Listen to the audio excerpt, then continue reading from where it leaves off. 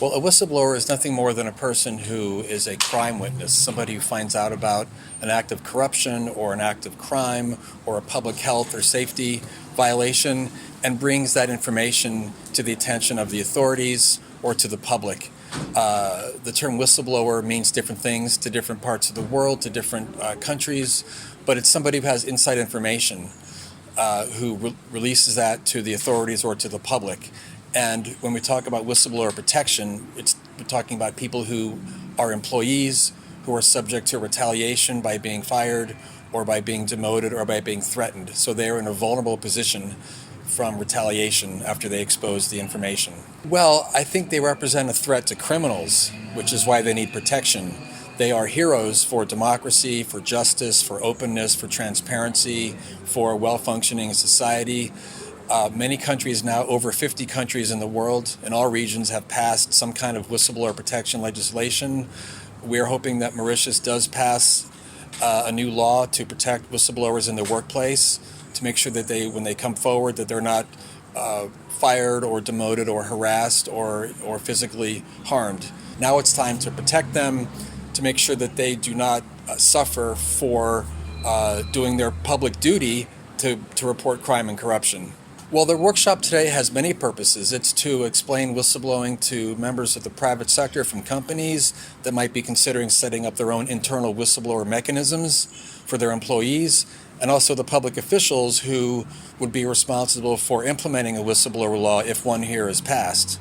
So, and also to create a greater understanding of whistleblowing to the officials and to the company people so they become more comfortable with it. There's a lot of fear, understandably so, about whistleblowers. We want to get rid of that fear and talk about whistleblowing as a normal function that could happen in any country. So if I understand well, a legislation protecting whistleblowers is still far from where we are right now.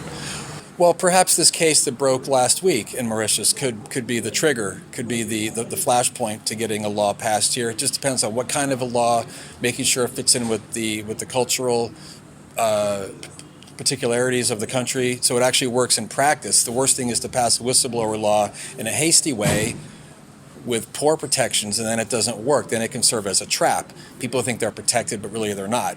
So we don't want the law to pass quickly. We want the law to pass patiently and competently so that it actually works to protect people from the retaliation. Récemment, un whistleblower qui perdu ce travail, est-ce qu'il y parle justement une façon pour décourager les gens venir et dénoncer un acte de corruption, un acte illégal? Et non, il y a une difficulté dans Maurice parce que c'est un petit pays et qui, quand on perd du travail, une place sur la base qui une dénonce quitteuse. Ça peut être la corruption, ça peut être le blanchiment d'argent, ça peut être une fraude. Ça peut être le harcèlement sexuel ou quand vous perdez au travail, il est très difficile qu'un autre employeur donne nous la possibilité d'un travail.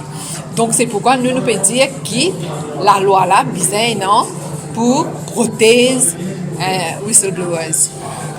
Et au niveau de Transparency Mauritius, nous mettons beaucoup l'emphase au whistleblowing parce que nous réalisons qu'il y a beaucoup d'affaires passées et qui sans que du monde pas donne l'alerte, ça va un scandale ou ça va mal donne là, pas pour détecter.